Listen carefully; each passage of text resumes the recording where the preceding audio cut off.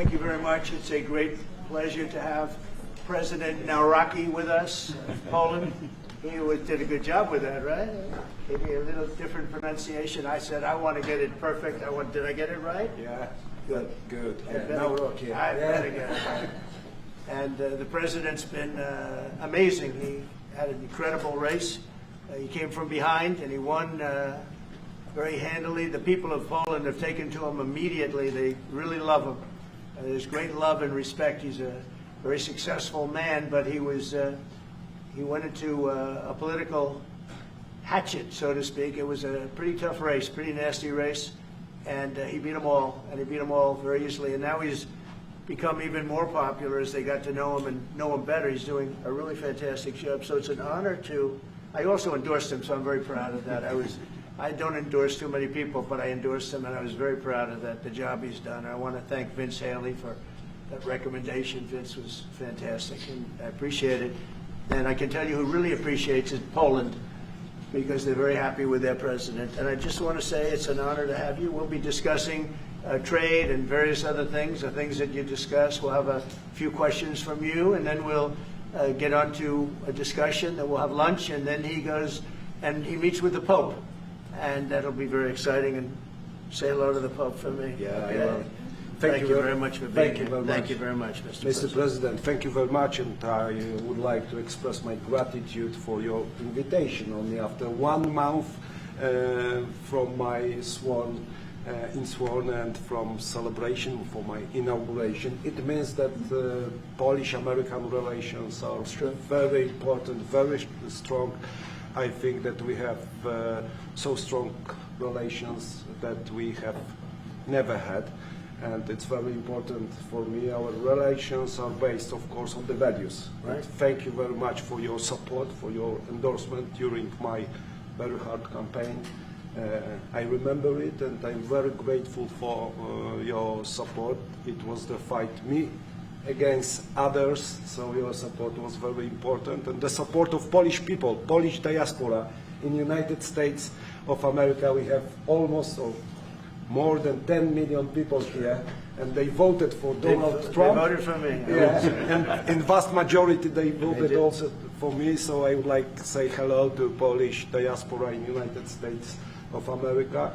Those relations for me, for Poland, for Poles, are very important with United States of America, and they are based on values: independence, sovereignty, democracy. And I think, Mr. President, that those values are epitomized by our common heroes. Yes. Kazimierz Pułaski and Tadeusz Kościuszko. So That's right. thank you very much, and I hope it will be very fruitful discussion around the energy, around the economy and military service. Yeah. And the flyover was very much in honor of your great pilot who just passed away recently, who was a legend in Poland. You might want to say something about him. Yes, of course, it was a terrific accident in Poland. Thank you for this gesture that F-35 opened our meeting. Major Krakowian was one of the best Polish pilots, well-honed Polish pilots, and he died. He lost 2 children, so it was a great tragedy. He was a legend in Poland, actually, a legend as a pilot. He was an incredible pilot. And I think he went to the Air Force Academy, actually. But he was a fantastic pilot, and it was a big setback. The people of Poland are very, very sad, so we thought we'd do that. That was the single plane that swooped up. And machines, American machines, opened our meeting. It was great, and we are waiting for 32 F-35s in Poland. So it also shows that we have great relations according to the best military equipment on the world, American equipment, which build Polish security too. Well, Poland, we've had a tremendous relationship. I think now it's better than ever because of this relationship. But it's a little special because we fought together. But we've always been very good, and we have some wonderful people, as you know. Duda, my friend, he's a good man and still a big fan of yours, very much so. So it's a great honor, and we're going to talk about trade. We'll talk about some other things. We'll take a couple of questions from the media. President Trump, will American soldiers remain in Poland? Will American soldiers remain in Poland? Yeah, I think so. I mean, do you know something I don't? I don't know. We're very happy. If anything, we'll put more there if they want. But they've long wanted to have a larger presence. We have some countries that have more, not too many, but no, they'll be staying in Poland. We're very much aligned with Poland. Thank you. So, we certainly after that, we saw a dramatic picture where we saw the leaders of Russia and North Korea and China together. The first time the leaders of those three countries have been together to sort of show solidarity. You said that they're conspiring against the United States. What do you think they're conspiring to do? And given this, is it reason why you should slap or would consider slapping secondary sanctions on Russia if they're conspiring against the U.S. now? Well, I've already done that with regard to India, and we're doing it with regard to other things. And I put out a truth last night. You saw that, and I was the one that brought it up. I said they're only doing this. They're looking to when they did what they did. I thought it was a beautiful ceremony. I thought it was very, very impressive. But I understood the reason they were doing it, and they were hoping I was watching, and I was watching. My relationship with all of them is very good. We're going to find out how good it is over the next week or two. I think that we helped China very much, as you know, when they talk about freedom. And I don't believe that, and maybe I'm wrong, I hope I'm wrong, but I don't believe that America, that the United States was acknowledged for helping China to gain its freedom. But perhaps that was just that was a sleight of hand. I mean, I was very surprised. I watched the speech last night.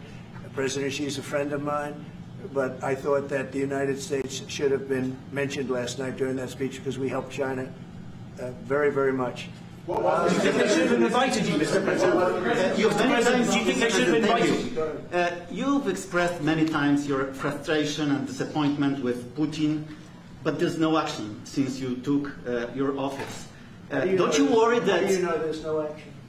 But don't you worry? Wait. What actions did you take? I'm with Polish Radio. Okay. How do you know there's no action? Would you say that putting secondary sanctions on India, the largest purchaser outside of China, they're almost equal, would you say there was no action? That cost hundreds of billions of dollars to Russia. You call that no action? And I haven't done phase 2 yet or phase 3. But when you say there's no action, I think you ought to get yourself a new job, because if you remember, 2 weeks ago I said, if India buys, India's got big problems, and that's what happened. So don't tell me about that. India is What is your message to Putin? President, right now, there have been survivors of Jeffrey Epstein speaking at a press conference on Capitol Hill. They're calling for these case files, these documents to be released. And Thomas Massey, who is sponsoring a discharge petition to get the House to vote on releasing those documents, says he doesn't believe you're implicated in these files, but many of your friends and donors may be, and he says that's why the Justice Department is redacting them and slow-walking the release. Is the Justice Department protecting any friends or donors, sir? So this is a Democrat hoax that never ends. You know, it reminds me a little of the Kennedy situation. We gave him everything over and over again, more and more and more, and nobody's ever satisfied. From what I understand, I could check, but from what I understand, thousands of pages of documents have been given. But it's really a Democrat hoax, because they're trying to get people to talk about something that's totally irrelevant to the success that we've had as a nation since I've been president. Even if you look at D.C. right now, D.C., it's a totally safe zone. It's called a safe zone. That's a term. It's a term of art. It's a safe zone because it's very safe. You can walk down the street now and nothing's going to happen. No crime, no murders, no nothing. Because we had a lot of problems with certain places, and we still do. All run by Democrats, or for the most part run by Democrats.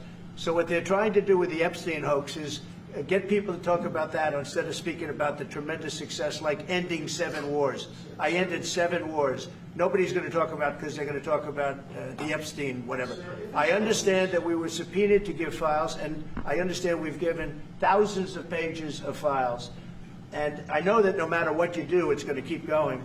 And I think it's enough, because I think we should talk about the greatness of our country and the success that we're having. I think we're probably having, according to what I read, even from two people in this room, we're having the most successful 8 months of any president ever. And that's what I want to talk about. That's what we should be talking about, not the Epstein hoax. When are you going to make a decision on Ukraine, Mr. President? What is your message to Putin? Mr. What is your message to Putin? I have no message to President Putin. He knows where I stand, and he'll make a decision one way or the other. Whatever his decision is, we'll either be happy about it or unhappy. And if we're unhappy about it, you'll see things happen. Question on Venezuela. Can you give us a sense of what the U.S. policy or what you're trying to achieve with the aircraft carriers, or the boats, I should say, in near Venezuela, and also the boat that you mentioned yesterday where 11 people were killed? What was found on that boat, and why were the men killed instead of taken into On the custody? boat, you had massive amounts of drugs. We have tapes of them speaking. There was massive amounts of drugs coming into our country to kill a lot of people. And everybody fully understands that. In fact, you see it. You see the bags of drugs all over the boat. And they were hit, obviously. They won't be doing it again. And I think a lot of other people won't be doing it again when they watch that tape. They're going to say, let's not do this. We have to protect our country, and we're going to. Venezuela's been a very bad actor. They've been, as you know, they've been sending millions of people into our country, many of them Tren de Aragua, some of the worst gangs, some of the worst people anywhere in the world in terms of gangs. And we had some in Washington, D.C. We took care of them very quickly, but they're out of here. They've gone. But Venezuela's been very bad, both in terms of drugs and sending some of the worst criminals anywhere in the world into our country. They emptied out, you don't know this, but they emptied out their prisons in Venezuela, and they emptied them out into the United States of America. And that's part of the problem we have. We're getting them out. We're getting them out rapidly, but it's caused a tremendous problem. And Pete and all of the people that are working very hard to rectify the stupidity of the Biden administration, allowing these people to pour into our country with open borders. We are paying a big price as a country for the incompetence of the Biden administration. But think of it, opened up prisons, drug dealers, drug lords, everything coming out of Venezuela.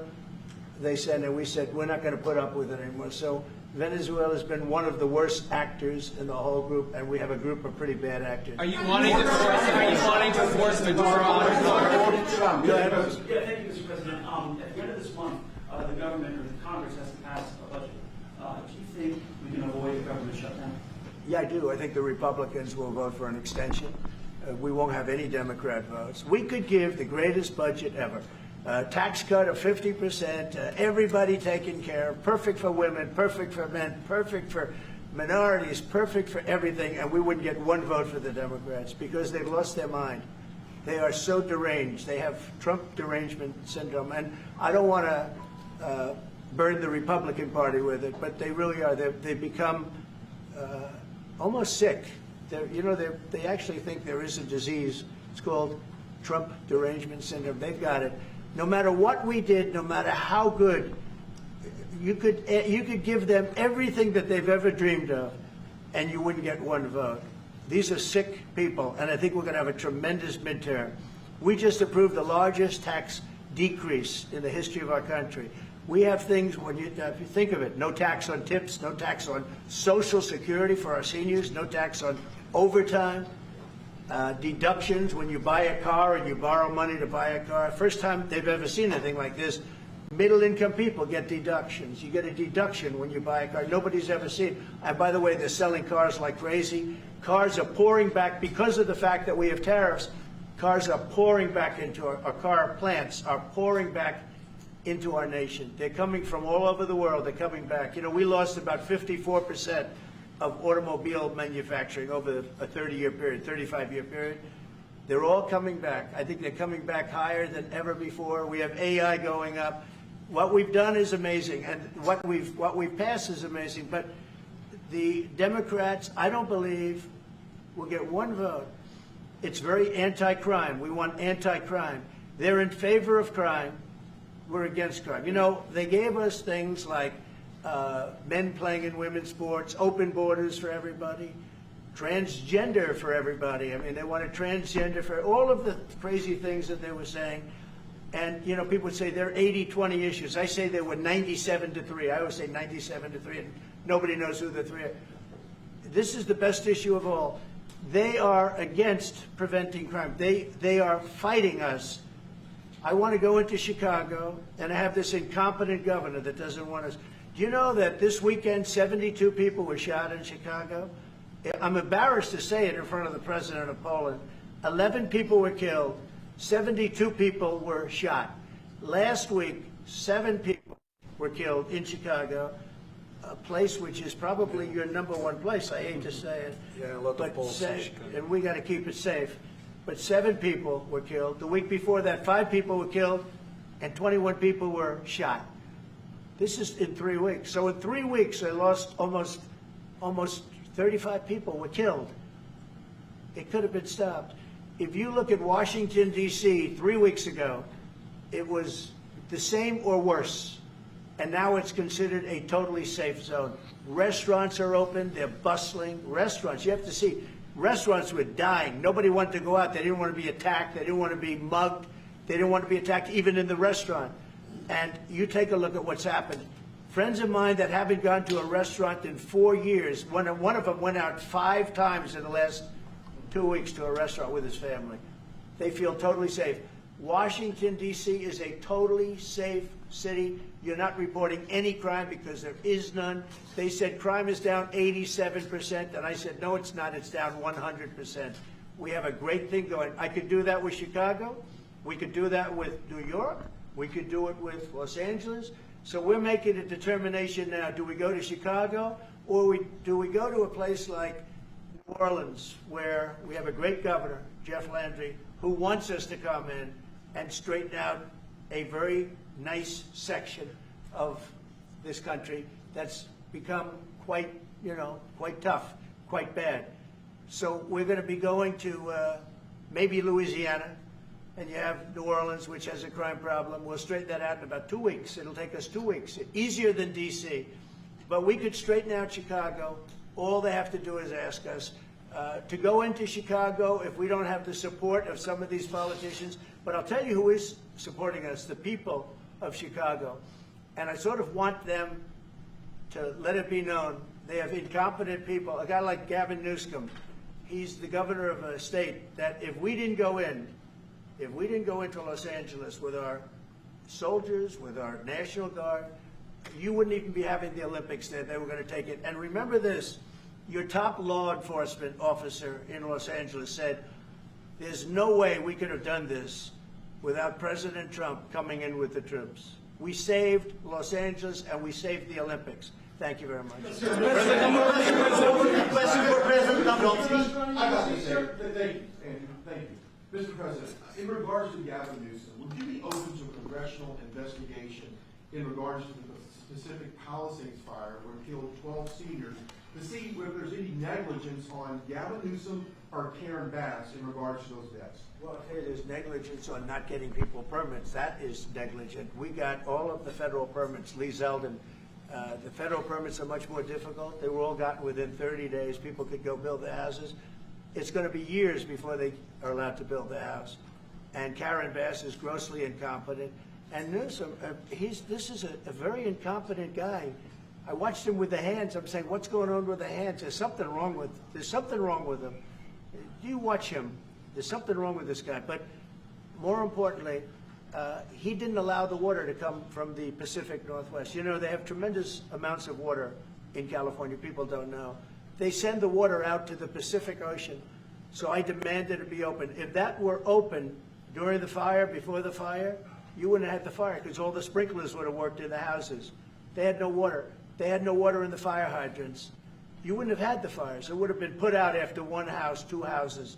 But he stopped the water from coming in. And I had to send in the military to have that water opened after the fires.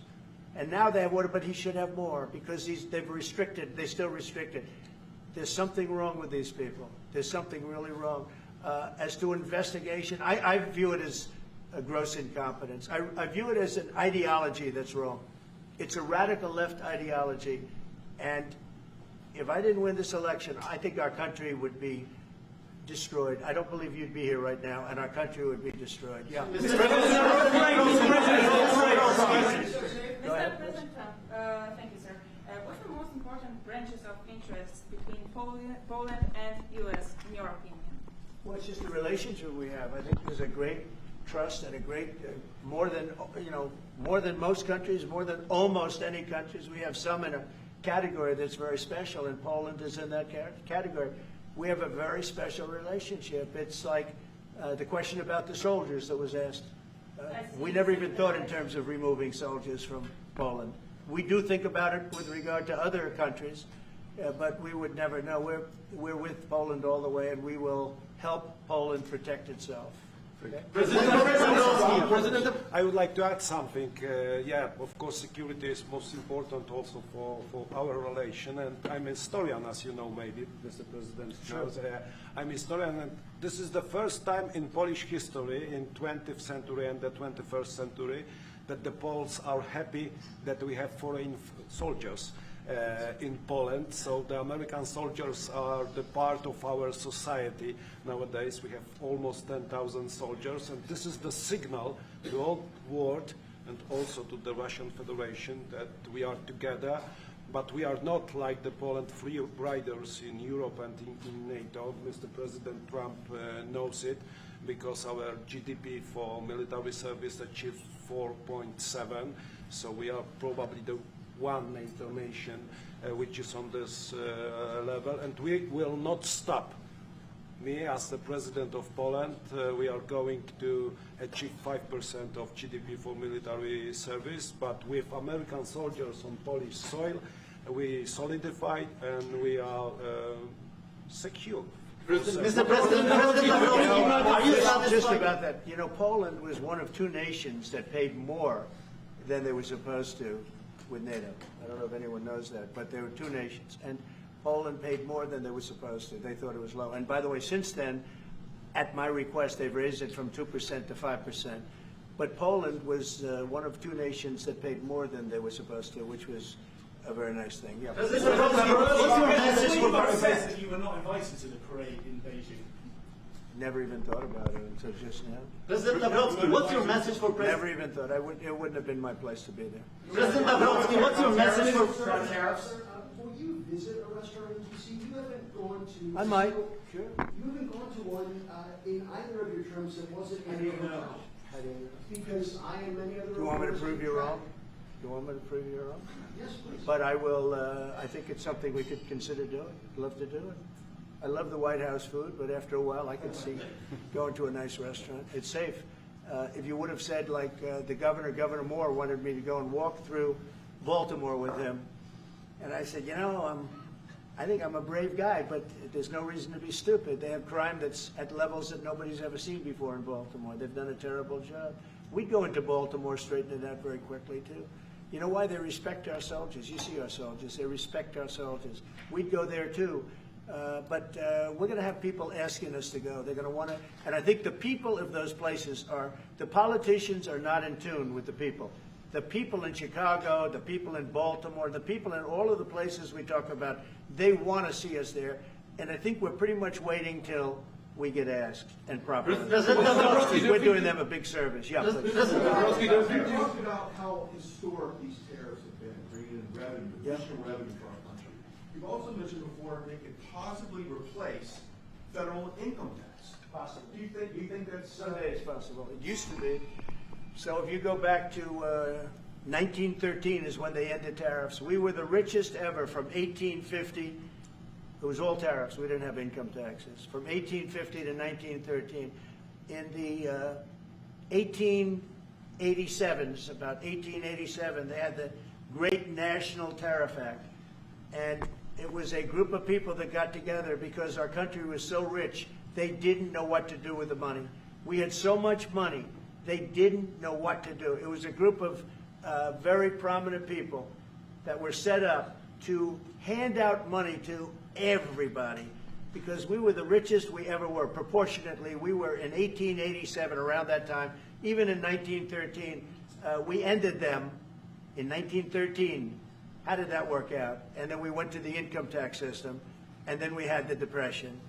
And by the way, a lot of people try and say that, oh, tariffs with the depression. No, they ended in 1913, and then we went to income tax, and then in 1929 you had the depression. They did try and bring it back in 1931-32, but the depression had long started, and this poor, beautiful nation was gone. It was gone. We suffered for 25 years. It took 25, 30 years to really recover from the depression. And we don't ever want to see that happen again. The tariffs are vital to the success of this country. When I say I ended 7 wars, at least half of those wars were ended because of the power of tariffs. I was able to say, well, we're not doing any business with you, or if you're going to war, we're putting a big tariff on you.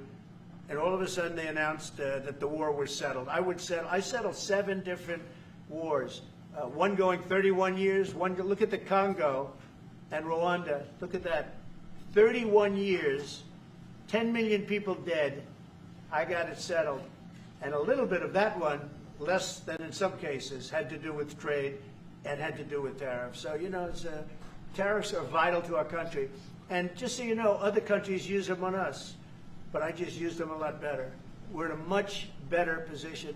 We have trillions of dollars coming into our country. If we didn't have tariffs, we would be a very poor nation, and we would be taken advantage of by every other nation in the world, friend and foe. We're not going to let that happen. And we have a very, very big case in the Supreme Court. I can only say this. Our country has a chance to be unbelievably rich again, but it can also be unbelievably poor again. If we don't win that case, our country is going to suffer so greatly, so greatly. But I think we're going to have a big victory. Even if you look at the people that brought the case, they're foreign-oriented. They're foreign. Countries have taken advantage of the United States for so many years.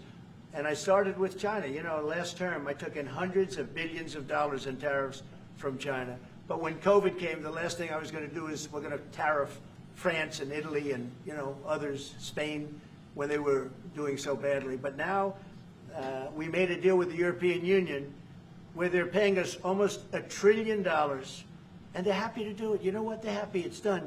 These deals are all done.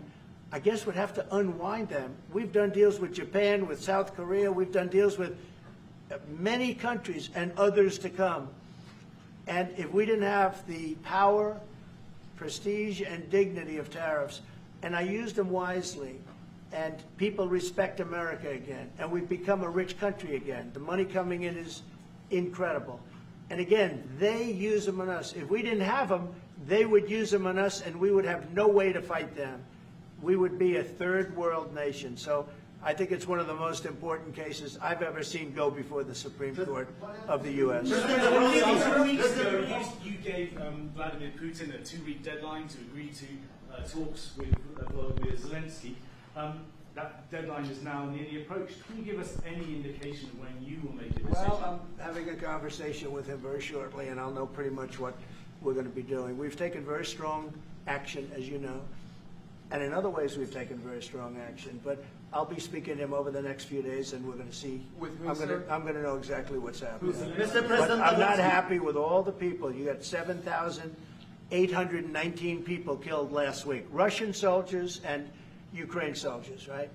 Not American soldiers, not soldiers from Poland, but they're human beings. They're souls. They have parents. They wave goodbye to their parents, and their parents never see them again. That's the end of them. Over a stupid war, and I want to see it stopped. Now, we have stopped the money. We send weapons to NATO. They pay full price. We don't, you know, Biden spent $350 billion so stupidly. And it was one of the reasons that this whole thing happened. A big reason this war happened was sitting right in these chairs, this one in particular. So I think we're going to have a good solution, but they're losing soldiers at levels that nobody has seen since the Second World War. This is the worst conflict, and it's just going on and on. It's one's defense, one's offense. The offense moves a little bit, just a little bit. You take a look. They move inches. They're dropping bombs and killing everybody. The whole thing is not since the Second World War has there been anything even close to this. And they're not soldiers from my country. This is my country. but I have a power to end things. That's why I was able to end 7 other wars. And you know that I thought of the 7, basically 7. Those were tough wars to end. Much tougher, I thought, than the war with Ukraine and Russia. I thought that Ukraine and Russia have a very good relationship with President Putin. I thought that that would be much easier. I thought that would be in the middle of the pack, maybe one of the easiest. Sometimes you never know with war. You know, war is a very interesting thing. You never know with war. War is complex and dangerous, and what a mess, what a bloody mess. It's going to get done one way or the other. But they have to stop killing all of these souls. There's souls, and we have to stop killing. Thank you very much.